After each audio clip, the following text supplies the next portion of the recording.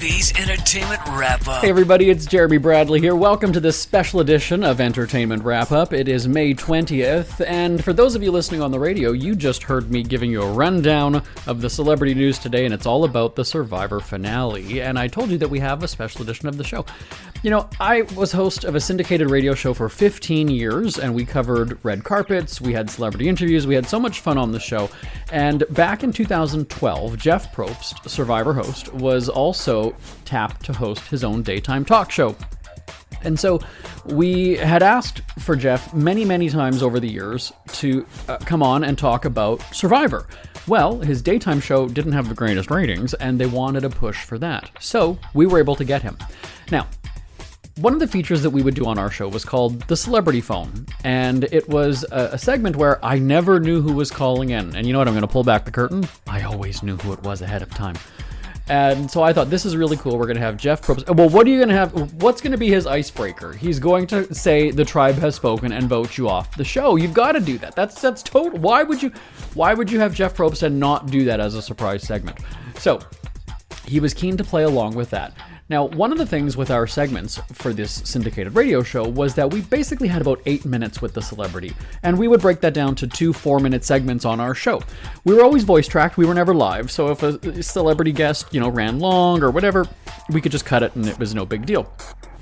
Sometimes the publicist would be on the phone at the same time.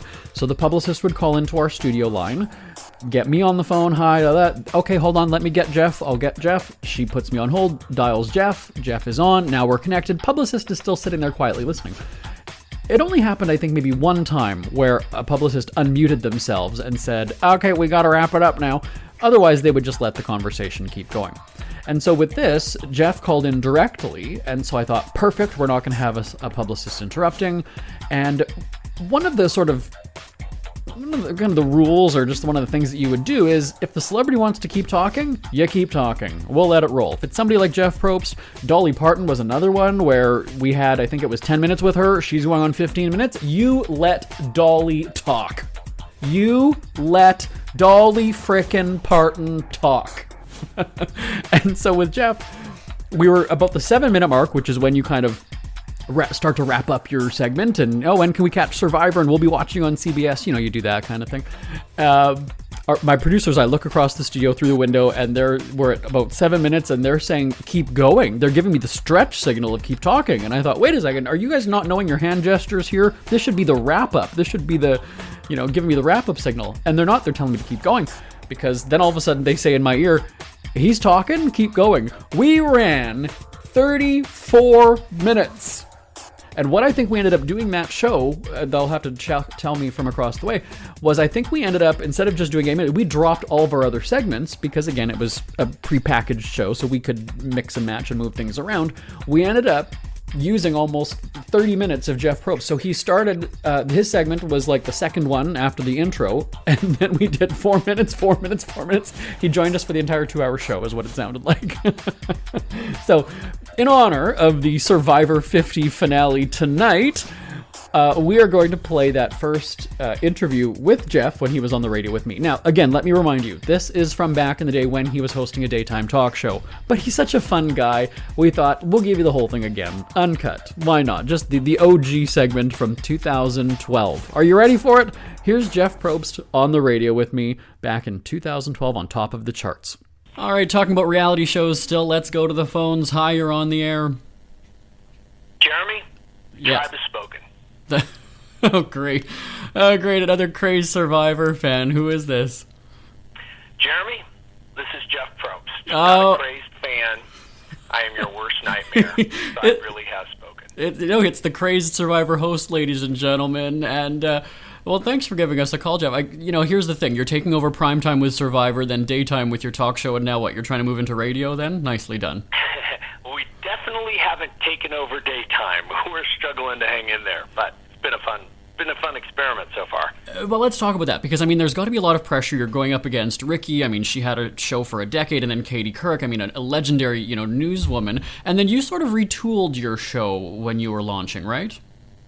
Well, we'll probably continue to retool it until we find something that really satisfies both us and the audience.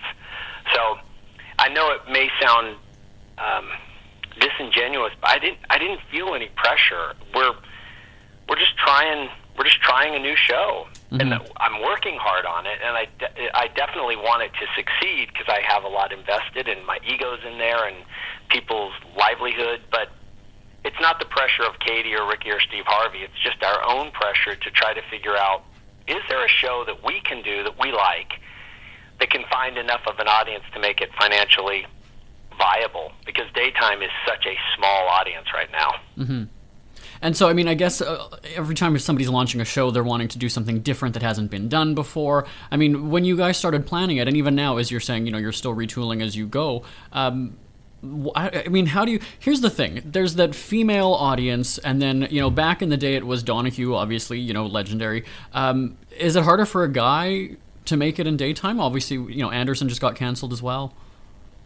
That's a good question. I don't know. I don't know if it really is about that as much as the truth about the industry right now, which is with people DVRing and people leaving the way they've been watching television for so many years, it's a transition. And with the transition is coming confusion. And I mean, I'm not an expert. I'm just, on the outside. But it appears that we're right in the midst of a major transition of how is this going to work, where people don't really watch TV at 8 o'clock at night when Survivor's on. They watch Survivor after the kids go to bed, or the kids get to watch it after they finish their homework. But my point being, you don't have to watch it at 8. You can watch it Saturday morning if that's your reward. So that's what's happening, I think, in daytime, is that for a long time it was very profitable, and now it's very streamlined. And I think Anderson's proven he's a very good host. It's not that he's not a good host. It's just there's only so many eyeballs out there, and who's going to get them? And what Oprah did, I feel fairly confident saying will never happen again. But I mean, let's admit, come on, you're happy that Anderson got canceled. Let's be honest. Let me just really. Actually, I know Anderson only because when we would pass each other when I would be in New York or filling in for Larry King. We might talk on the CNN connection, but I don't have his phone number, and I wanted to call him because I really want to just say, okay, dude, truthfully, tell me, are we having the same experience here? Because it's a far cry from Survivor, where we launched that show in the summer. It was paid for through sponsor, through Mark went out and sold the show beforehand, and so the network left us alone. And when the show launched and it was a hit, they continued to leave us alone. And to their credit, CBS has been the best partner because we've all sort of just let the show evolve, and nobody stepped up and said, let's change it. But when you're launching a new show, typically there are a lot of opinions, and that's the truth about daytime, is you just have a lot of people with opinions, and the more opinions you get, on one side you have all this knowledge coming in, on the other you start to lose your voice, and you end up, you can end up lost trying to figure out who the hell you are. And I'm trying to make sure that doesn't happen to me, that regardless whether the show works or not, and whether we're renewed or canceled or on forever, that I'm doing a show that I'm into. And typically, though, as I said, daytime is a female audience. And do you have to? And I'm going to say it, Jeff. Are you getting in touch with your feminine side for this show? Well, I've always been in touch with it. No Okay, joke good. aside, it's one of the things that I'm kind of known for in my circle of friends is I'm very emotionally aware, and I live in that world. That's what turns me on more than football is, what are you doing with your life, and what do you want from your life? And so that part's not a big deal. I don't have any issue sharing. My wife's on the show. I put a camera in her office. That's really not it. I feel like the MacGuffin is, what is your show about? It's really, you just gotta you gotta tap into something that people want to watch. But the trick is, you have to do something that you also enjoy doing. Otherwise, it won't work. You can't. It's like the creator of Everybody Loves Raymond said, do the show you want to do because it's going to get canceled anyway. Sooner or later it will get canceled, either 1 week in or a year in or a decade later.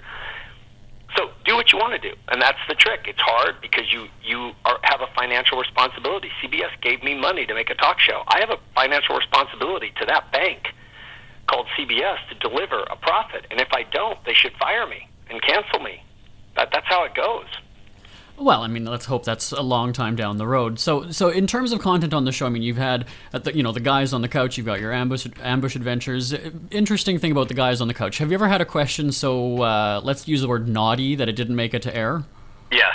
Okay, what was it? We can talk about it here. God, I'd have to think. But you can't say penis. You can say it maybe once.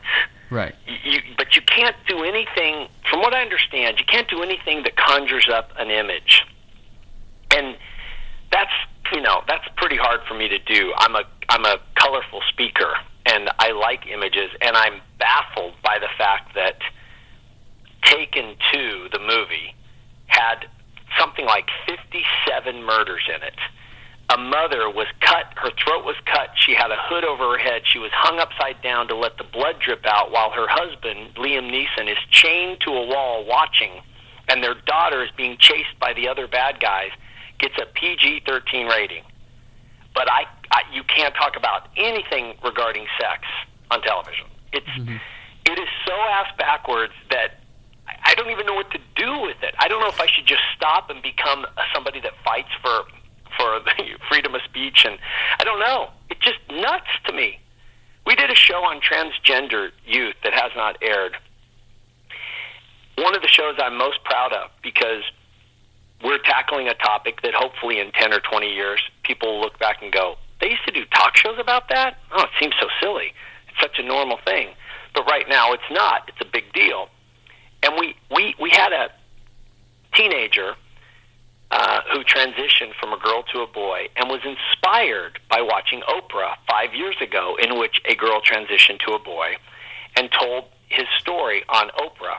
Well, we had the kid who told his story on Oprah, and then we had the boy who transitioned.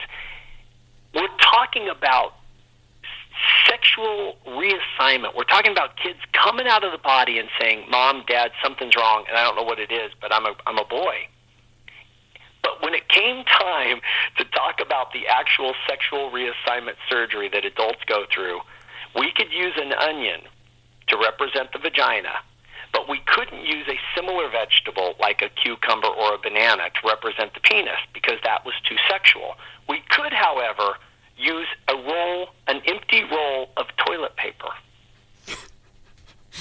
So let your mind go there. You can use the smelliest vegetable to represent a vagina, and you can use the thing that you use when you go to the bathroom to represent a penis. But you can't use a cucumber because that would be too sexual. I mean, none of it makes sense. Now, do you think, because back in the day, All in the Family wasn't necessarily censored. I mean, there was a bit of a warning, I guess, for a little while on the show. And now, when it re-airs, in syndication or whatever, I mean, it's kind of funny to see, like, we've sort of taken a step backward as society in terms of our tolerance for things. Yeah, it seems like it.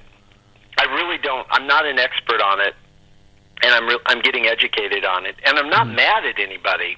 I'm just baffled. I'm baffled that we teach kids sexual education. But don't put anything on the air in the afternoon because they might see it. You're kidding. So really? Even the word naughty. You started this by saying anything a little naughty. Right. I was told when one of my early meetings, naughty is a tough word to use because it implies sex. Right. And I said, take the over/under on when I use naughty within the first week. I mean, that's just nuts that you can't say naughty. Wow. Yeah. Interesting. So, okay, obviously a wide variety of topics covered on your show, and you've had a lot of people on. Do you have a dream guest, and what would you ask them? I don't have a person in particular. It's interesting that what I would ask them is anything I'm interested in about them, because from Survivor, I've really learned that the questions that are on my mind are on other people's minds, because that's probably the most common comment that I get is you ask the questions I wanted to ask. I'm no genius. I'm just listening, going, what do you mean you're not you're not helping with the fire. That sounds like a risky move on a show called Survivor. Are you certain you're safe, or are you just out of touch? It's just asking those questions. And my mentor is Howard Stern, who will ask anything, and people who aren't fans can't understand how you could be a fan, and people who are fans say to those who aren't, you need to listen again, because he had Lady Gaga on last year, and it was one of the greatest interviews I've ever heard of anybody at any time. I learned so much.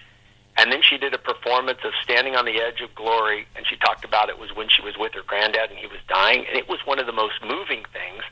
So I don't care who's on the show. I ask the questions I'd want to know. I'm not really interested in what character you play on TV. I don't care. Mm-hmm. I care about, do you remember that moment? Do you remember where you were standing when you got that phone call? Were you scared, or were you not? Or do you think you're more entitled now? Have you changed? Do you expect things? Did we treat you okay? Do you get annoyed? What's it like to be a good-looking guy in Hollywood in your 30s and single? How often all those things that anybody wants to know. Mm-hmm. About the only question I don't ask, because I've just been told so many times it's rude, is I avoid the money question, even though I think it's a fair question. I respect the fact that enough people have said it's rude that I just won't ask it. But otherwise, yeah, I love interviewing, but we can't get the kind of guests, we can't get a Lady Gaga. We can't. We're a new show with low ratings, so mm-hmm. we get my friends. Yeah, no, that's who we get. Well, and you know what? If you've got a few more minutes, we've got some Survivor questions that I'm sure everybody's dying to hear. So we've got to get back to the music. We're going to have more with Jeff Probst right after this.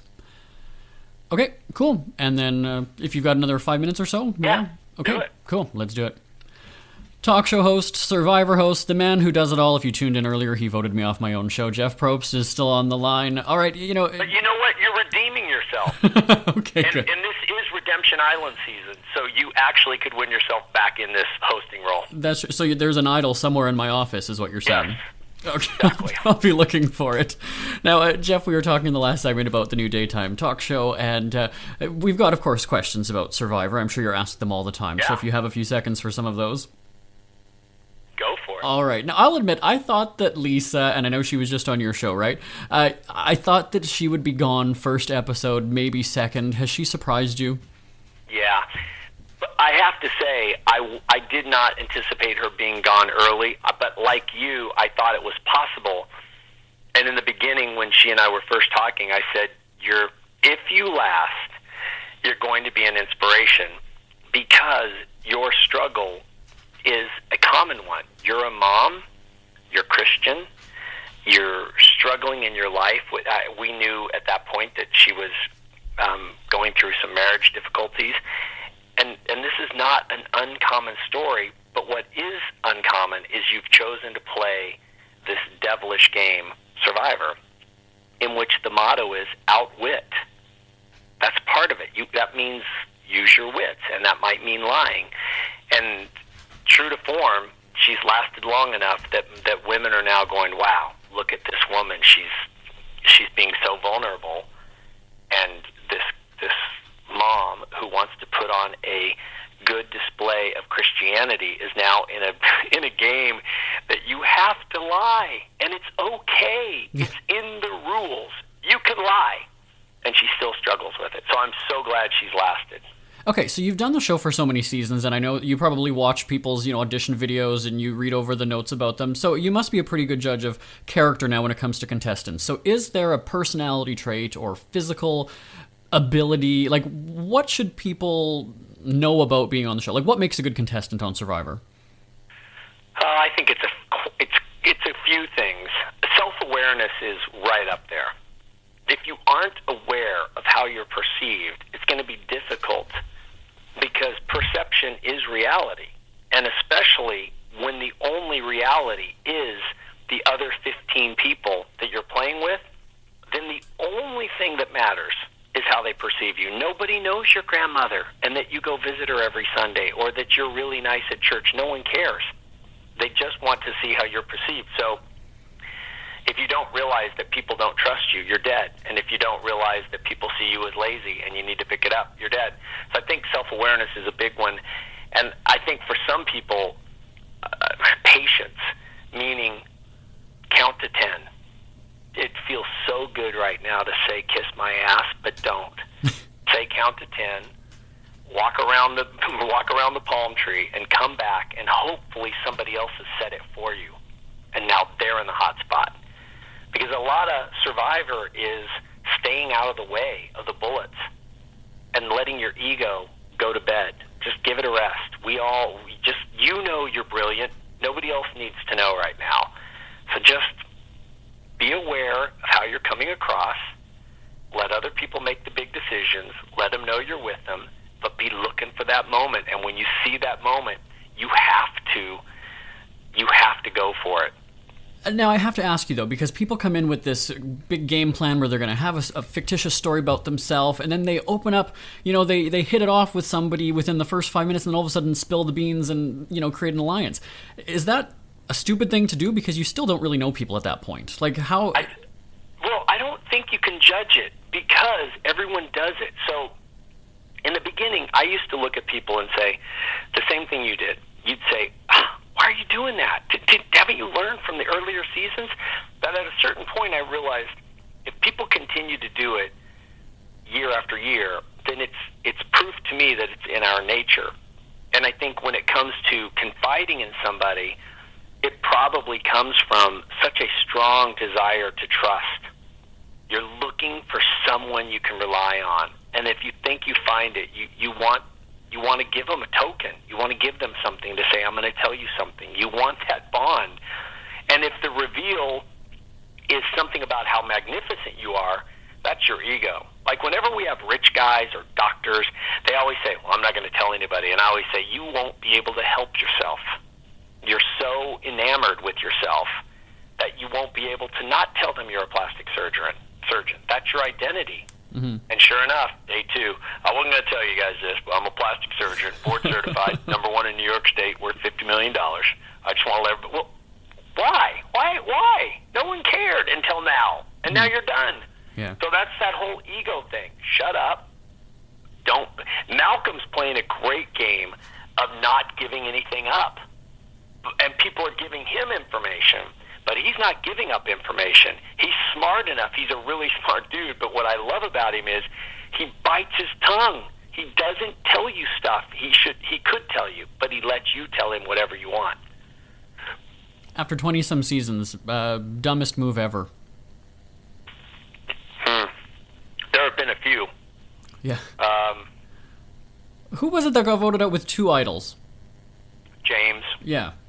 Does that rank up there then? No, I don't think that was really one of the dumbest moves. We gave him a hard time, but he played the odds, and he thought, I'm safe, and if I survive this, I'll be safe down to, I think, like final 5.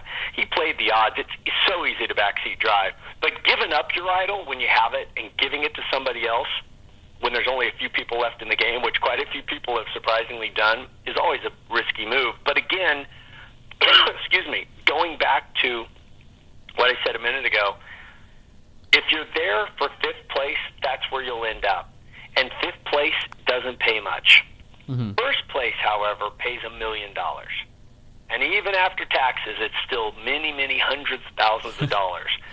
So if you're playing to win, you're going to make moves that people can sit at home and go, you idiot. But they weren't there. It made sense at the time. So I don't know. I think most of the dumb moves just come from either you're just dumb. I mean, when people say, "Oh, but this challenge favors tall people," or Kurhoff, our challenge guy, will always say, "Yeah," and puzzles favor smart people or work against dumb people. I mean, everybody's got their qualities. So I think giving up idols are probably the dumbest move. But man, when you're not eating, you're really not eating, just lose your mind. You can't concentrate anymore. You don't know what you're doing or saying. Well, let's talk about then when they're not eating, what are you doing? Because I know, like, your counterpart, Phil Kogan from The Amazing Race, we love having him on the show, and he said that people always think that he's just flying from place to place. So what are you doing then while the tribes are living on the island? Like, what's your regular day then when you're not with them? Yeah, it depends. We're rehearsing or blocking or testing other elements of the show, whether it's challenges or figuring out how we're going to do a switch or where we're going to do the merge. Because I'm the executive producer as well, or one of them, and the daily showrunner. So most of our day is spent prepping for what's going to come later, and then a small portion of my day is spent doing on-camera stuff. And now on the beach where the survivors live, our producers are out there with them all day. That's the main job during the day is a couple of teams, camera teams, and our producers are out there just observing and taking notes. That's all they do all day is they observe and take notes, and they're directing their cameras where they think the best story is or who to follow, but they're really just following what's happening. And so, our schedule is non-existent. You're on 24/7, even though you may have a call sheet that says, okay, we're going to rehearse this challenge at this point, we're going to have a team meeting at this point. Somebody could, need medical attention at 4 a.m. And so the radio is always on. It's always by your bed. There's always a cell phone of some sort, even though it's a local, it's coming off our own satellite, so it doesn't always work. But there's always communication because it happens. It'll happen many times a year where there's somebody that might need to be evacuated or there might be a problem at camp. And so you're out there for 39 days living, breathing survivor. And if you have an afternoon off and you're in a place where you can scuba dive, go scuba dive. But you still have the radio with you. And it's that way for our whole crew. Get your job done, and when your job's done, knock yourself out. Do whatever you want. Read, surf, sit on the beach, and then be back at work. And it's why that world is so appealing, because there's no clocking in or clocking out. And as a result of that autonomy, everybody does their job to the highest degree, and they also party to the highest degree. They do surf, and they love to surf, or they will do photography, or they will scuba dive. But, boy, the next morning they're back in the art department cranking out some beautiful piece of art. Well, that's what I wanted to ask, too, then. I mean, because you have some amazing, whether it's a set or the different challenges and obstacle courses, how do you guys get everything over to where you're going if you're in such remote places? Yeah, it's a big deal. You got to ship the timber in from the nearest, port. Like, I think we got everything from Manila in the Philippines. And that's a big deal. Getting our food is a big deal. It comes in on big crates, or we'll get big shipments, and it'll be a huge, what do they call it? Not a trailer. It'll be a huge container that will come with food for weeks. And so it is a bit like living on a military base. So when you eat food, it's in a big mess hall, and they're in these big platters, and one person goes in after another, and you just follow in line, and you grab the big ladle, and you stick it in, and you grab some spaghetti. Or it's not like on a movie where you go up to a little craft services truck and say, hey, I'd love an omelet with a little tomato and oregano, and then can I get a protein shake with a boost and some French toast? No, today we're serving pancakes and cereal, and there's some eggs if they're still there. So you're confirming that no 5-star accommodations when you're on location? No, we have never had a 5-star accommodation, ever. The nicest we had was in Nicaragua, and I will say that was pretty sweet. I had a cool house overlooking the bay, and most of our crew was in a really cool hotel. Not 5-star, but for Survivor, incredible. But we've been intense. Well, in the Philippines, they were in these little modular homes that are, the size of a small studio apartment and you're sharing, so there's not privacy, and there's somebody right next to you. And we've been intense lots of times. Early on, we were intense quite a bit. Even when Mark was out there. I mean, Mark's tent was right next to mine, and mine was next to the newest PA. There was no hierarchy. You could hear everybody fart and get up in the middle of the night to whatever. And it's changed a little bit after 25 seasons, but not a ton. You'd be surprised how rugged it can still get. And now, we also see a lot of wildlife. I don't know if it's B-roll or if you guys are actually shooting it when you're out there, but there's that element of wildlife. So how does everybody stay safe, right? We see these night vision video of, rats running around or whatever. I mean, how do you ensure everybody's safety? There's two sides to it. The rats and monkeys and things like that, they're on their own, and they do come into camp, and they will, if you leave food out, they will eat it and destroy your camp, because you're in their world. You have no idea where they are. They're just sitting there watching. But the snakes and things like that, I mean, for the most part, those animals leave when you're around.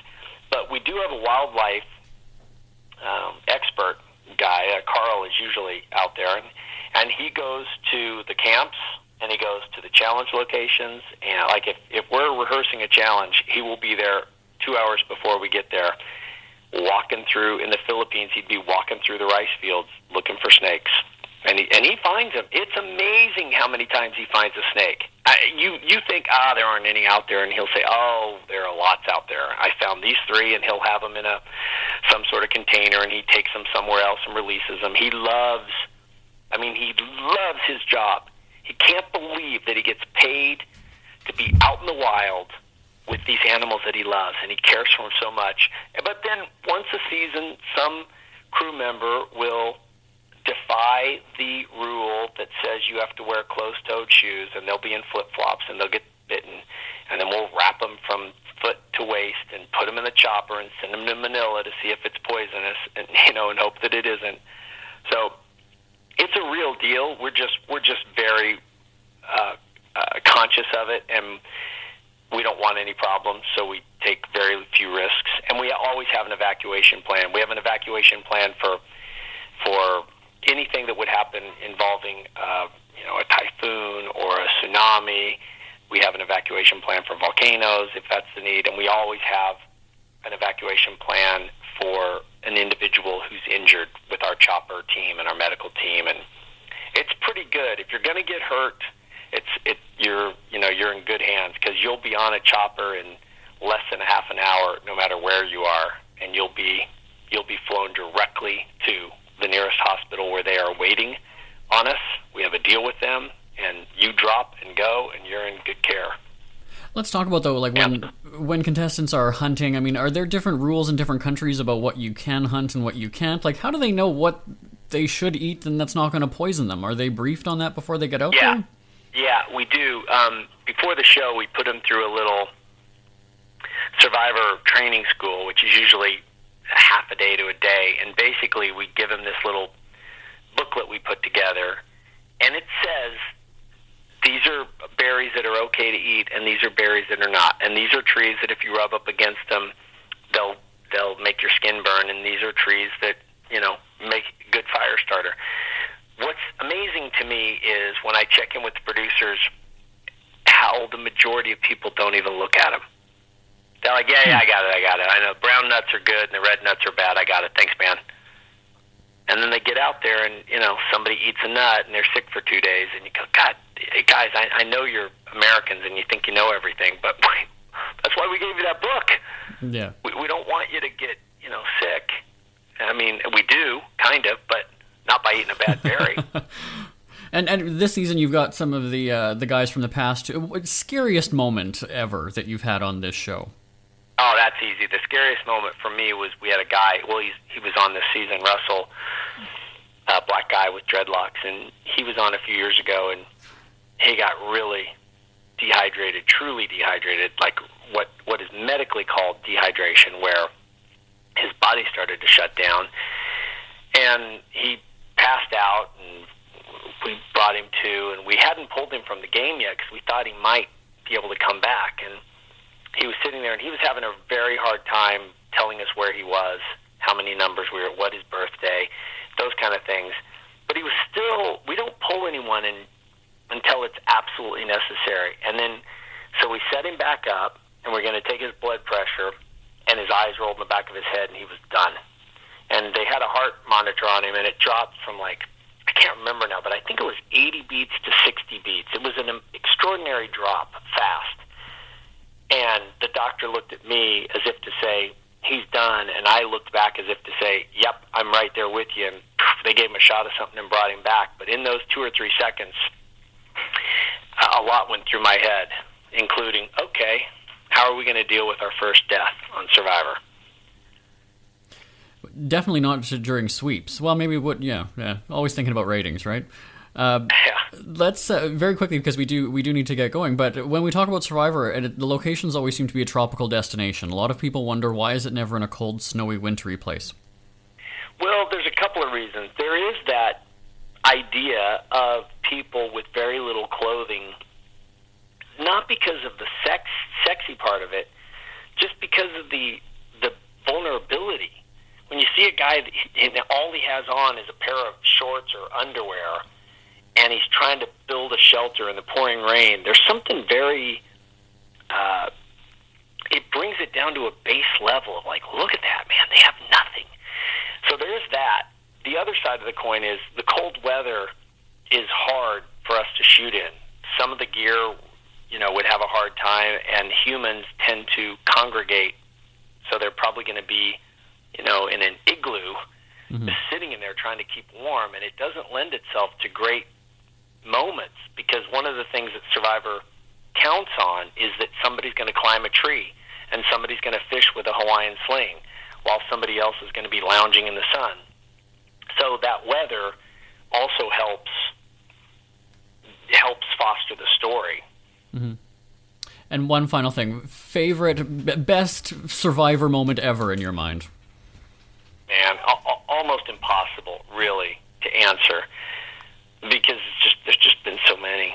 I mean, there have been so many great moments. I have favorite moments every season, and if you have to pick one favorite moment, I would pick the very first season, and it wouldn't be when Richard Hatch won.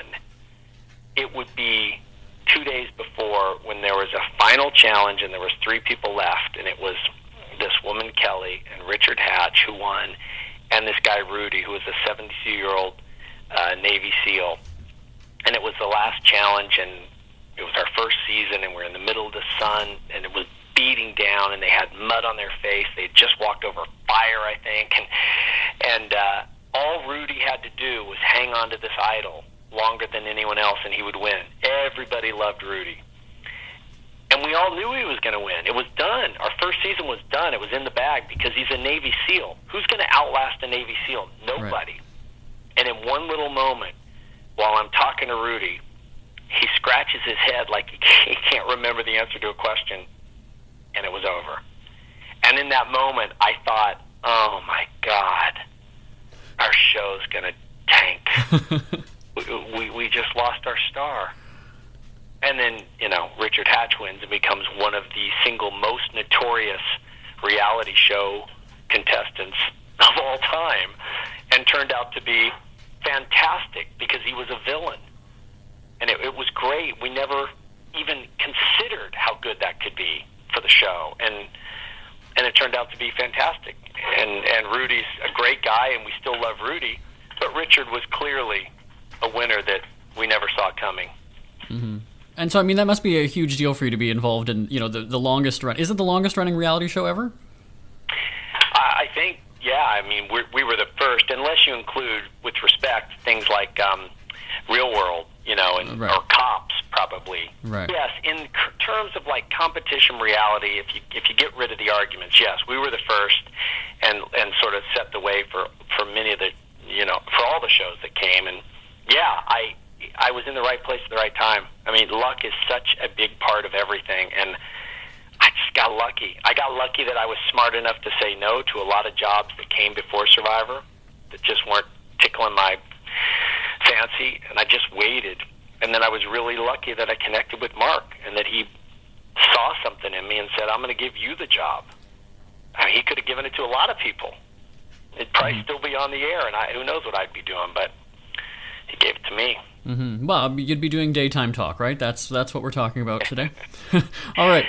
Who knows? Well, fingers crossed, though, for, a long run on the Jeff Probst show. So that's every weekday. It's syndicated, right? So check your local listings. Yeah, local listings, yeah. Always doing something different and fun, and thanks for having me on. No problem. And then Survivor Wednesdays, 8, 7 Central on CBS. Jeff, thanks for voting me off my own show. Great chatting with you today. Good chatting with you. For a great cup of joe, there's one thing you should know. Your morning brew can also be playful.